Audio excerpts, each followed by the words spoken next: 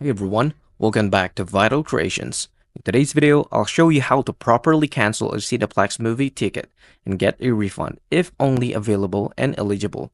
Let's dive right in. Step 1. Check Cineplex refund policy. We can see here that Cineplex may allow refunds for tickets purchased online, but they're not required to do so. Online booking fees are non-refundable, even if your ticket is eligible for a refund. Request a refund using self-refunds. Go to the Cineplex website and look for the self-refunds option. Follow the steps to request a refund for online purchases. Changing your Cineplex ticket. If you want to reschedule your ticket, you can do at the same time theater where you purchase it. You must make the change at least 1 hour before showtime. Seat availability may be limited, so act fast. That's it. Now you know how to properly cancel or modify Cineplex movie ticket.